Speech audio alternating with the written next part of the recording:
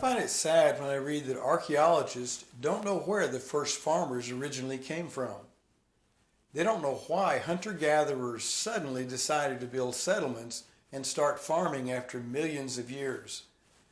They don't know why they chose the Near East rather than some other part of the world.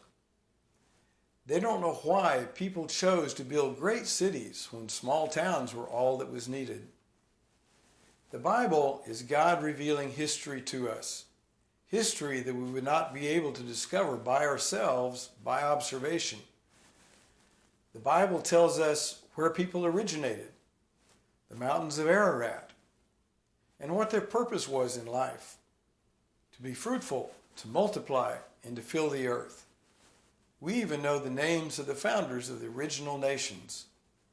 Why would we want to ignore such a treasure trove of information that is found in the Bible? I don't. Look at how far we've come in this series. We've matched the sons of Ham with the Levant and Egypt, the sons of Japheth with Anatolia, and the sons of Shem with the Zagros Mountains. When we look to the east, past the Zagros Mountains, we will now be able to see the beginning of an unhindered expansion into Russia, Europe, Asia, China, Persia, India, and beyond. We will also find people from the east discovering Sumer and building the first city. Babel, that's where everything changed.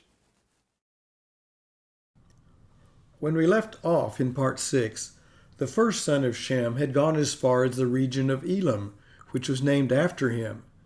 The second son of Shem, Asher, had an influence as far as Shemshara, also in the Fertile Crescent. The Fertile Crescent was the easiest and most obvious place to start farming, but that was just the first stage of expansion. Early on, people traveled, probably by sea, along the coast of Persia to India to establish the Indus Valley civilization, which was the third cradle of civilization. Harappa is the type site of the Harappan culture, which grew as large as Mesopotamia and Egypt. We know they separated from the Fertile Crescent early because the Indus Valley didn't have kings or dynasties or Mesopotamian architecture. They were the original Dravidians, the Haplogroup H, long before the Aryans arrived there from Iran. The early accomplishments of the Indus Valley were incredible. Several cultures developed south of the Caspian Sea in the Persian highlands. The Yannick culture, shown in yellow, began around the Aras River and Lake Urmia. A specific type of pottery known as jayware was found at these sites. We don't know what tribe was there, but it could have been Ashkenaz, the grandson of Japheth. The Medes later developed in the area of the Red Triangle. A Jewish story says that Madai, the grandson of Japheth, was not happy with the land he received in Anatolia, so he left Turkey to settle near his brother-in-law Ashur. Madai is associated with the Medes. Jeitun, further east, has about 20 settlements associated with it. Jeitun is on the far side of the mountains where the vast steppe region stretches from Europe to Siberia. Barry Cunliffe wrote, "Starting out on horseback from the great Hungarian plain in early spring and never leaving the steppe, it would be possible for a rider to reach Mongolia before winter had set in." The Far East was only a year away from the Near East. The steppe corridor of Asia stretched from Europe to Siberia. All along these grassy plains of northern Asia, we find Haplogroup N, descendants of Shem. This people group spread out without a central location, so it did not have a cradle of civilization. China was accessed from the steppe corridor, but only through the narrow mountain passes, the Zungarian corridor and the Gansu corridor. By the 10th generation after the flood, descendants of Shem, being isolated, developed into Haplogroup O in China and Southeast Asia. Millet was cultivated along the Yellow River and rice along the Yangtze River shortly before the birth of Abraham. This became the fourth cradle of civilization. The last two cradles of civilization in Greece and the Americas came after Abraham, so do not concern us here. While the four youngest sons of Japheth settled in Anatolia, his two oldest sons settled in regions to the north. Three of the grandsons of Japheth are associated with regions immediately to the north. The Armenian people claim Togarma as their ancestor. Ripa is associated with both Paphlagonia, shown here, and the Carpathian Mountains in Europe. Strabo links Ashkenaz with Azerbaijan, shown here. The two oldest sons of Japheth, Gomer and Magog, are associated with Crimea and Georgia, a little further to the north.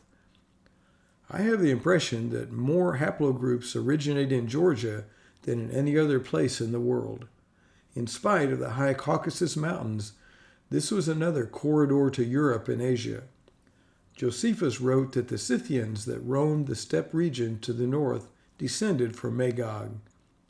This was an active region in the first centuries. 37 pyramids have been found in Crimea, similar in form but smaller than the Egyptian pyramids, and 3,000 megalithic monuments were built between Georgia and Crimea. Of all these migrations out of the Fertile Crescent, the most revolutionary one started on the Deh Luran Plain. It was right on the edge of the Fertile Crescent, as shown by the purple line. There was not enough rain to raise crops in southern Mesopotamia. The Tigris and Euphrates rivers flooded in the wrong seasons, unlike the Nile. Counting all time periods, 27 settlements were associated with building 7 canals that brought water from springs and rivers to settlements and crops. The total length of all the canals was 71 miles. It was calculated that it would take 100 workers 40 days to dig one of the shorter canals. This was based on the estimation that the canal was 5 feet wide, 5 feet deep, and 2.5 miles long.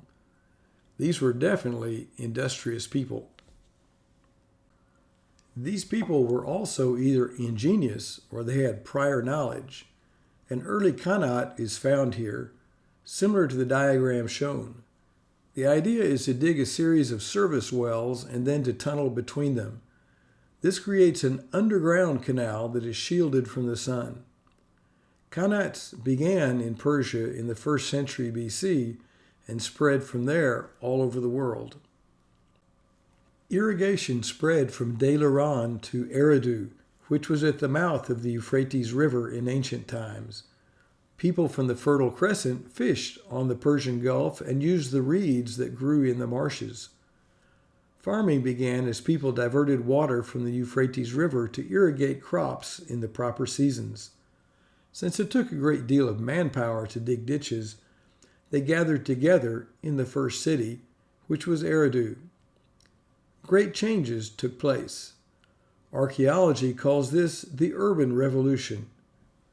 The Bible speaks of a globally significant event that took place in a city called Babel. Could these both be describing the same city and the same event?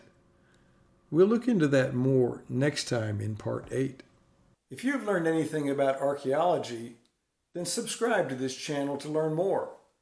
The playlist Life After the Flood reconstructs a biblical model of life between Noah and Abraham. This is how archaeology works. It uses known facts to create a hypothetical scenario that is open to scrutiny. I have combined conservative hermeneutics with sound archaeology to create a model for biblical paleoarchaeology. You won't find such a clear and detailed study anywhere else. I promise to keep each video short. If you have learned something about the Bible as history and how God walks with mankind, then subscribe to this channel and tell others about it. I'm on a mission to educate everyone about the most ignored, misrepresented, and crucial period of human history. Join me by educating yourself and by telling others about life after the flood.